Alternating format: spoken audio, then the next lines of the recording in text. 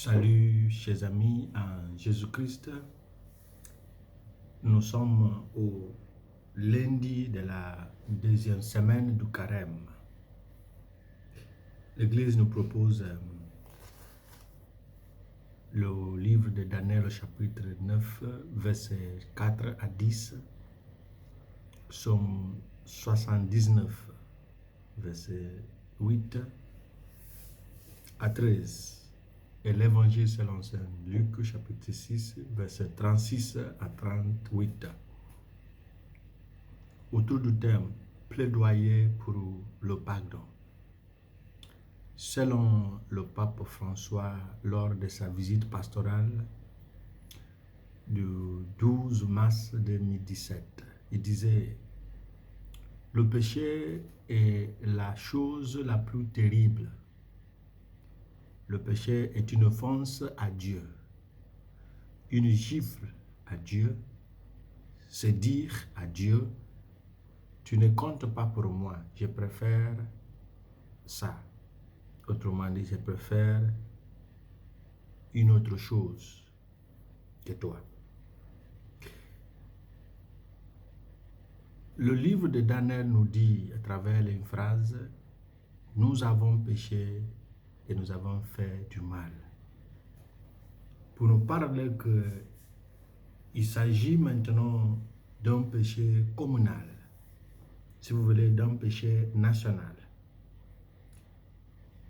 Par l'identité de nous, nous prenons le prénom nous. Daniel nous enseigne que nous ne sommes pas toujours accablés par nos péchés personnels, nos péchés propres ou nos péchés individuels, mais aussi par le péché communautaire ou nationaux.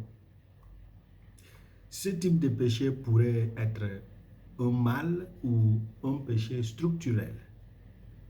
C'est une sorte de tache sur l'image globale d'un peuple ou d'une nation qui donne une image négative de tous. Dans ce genre de situation, cela ne dissuadera peut-être pas votre relation avec Dieu, mais en même temps, vous, les justes, souffrirez avec les gens parce que le fondement, la fondation est mauvaise. Je vais vous donner un exemple. Si vous avez déjà voyagé hors de votre pays avec un passeport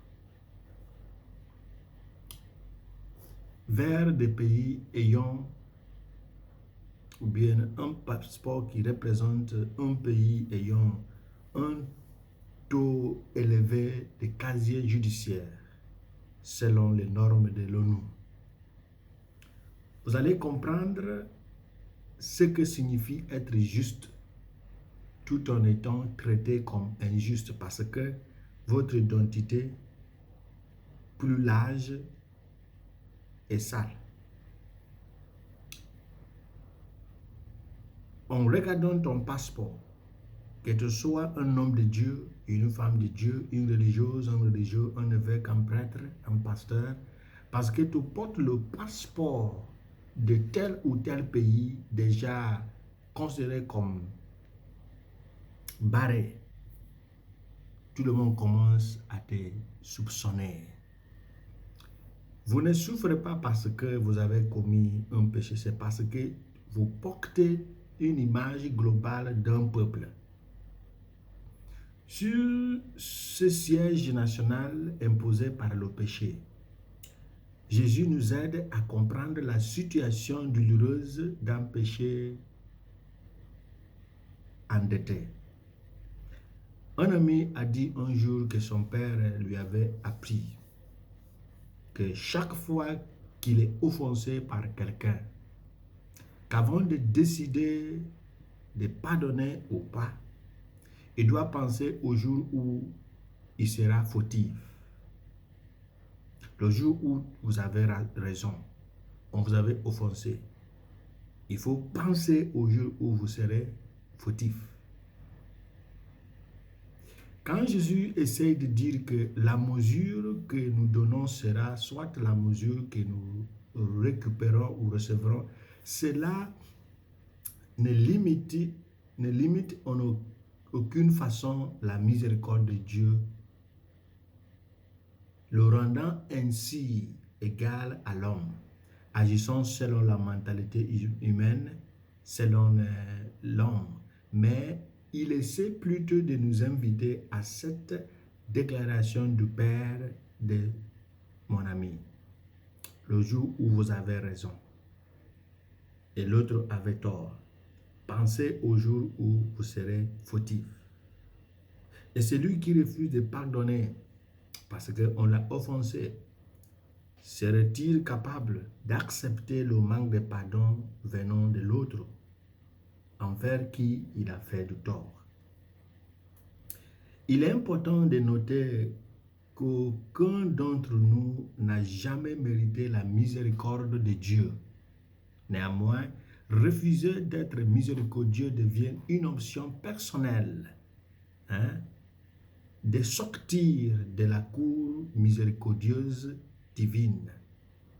Et il s'agit de conclure un pacte avec Lucifer, qui a volontairement quitté la miséricorde de Dieu.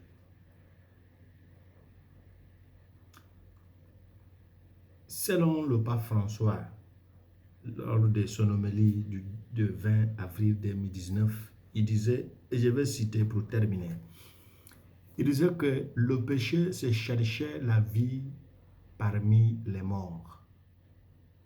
Le sens de la vie dans les choses qui passent. Pourquoi cherchez-vous le vivant parmi les morts? Pourquoi ne pas vous décider à abandonner le péché qui, comme une pierre devant l'entrée de votre cœur, empêche la lumière de Dieu d'y entrer? Pourquoi ne pas préférer Jésus, la vraie lumière, selon Jean chapitre 1, verset 9, à l'éclat de la richesse, de la carrière, de l'orgueil ou du plaisir? Pourquoi ne pas dire aux choses vides de ce monde que vous ne vivez plus pour elles, mais pour le Seigneur de la vie? Demandons au Christ la grâce de penser à notre ethnie, groupe ethnique, notre communauté, notre quartier, notre village, notre État, notre région, notre pays, notre sous-région, notre continent et notre monde, pour dire, même s'il me semble que je n'ai rien fait contre un ou deux, mais la société dans laquelle nous vivons a fait quelque chose de grave qui mérite la punition.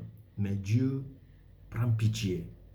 C'est notre devoir de plaidoyer, d'intercéder, de demander le pardon pour le péché structurel, pour le péché global, pour le péché national, pour que le Seigneur puisse nous pardonner, qu'il nous fasse grâce le Père, le Fils et le Saint-Esprit.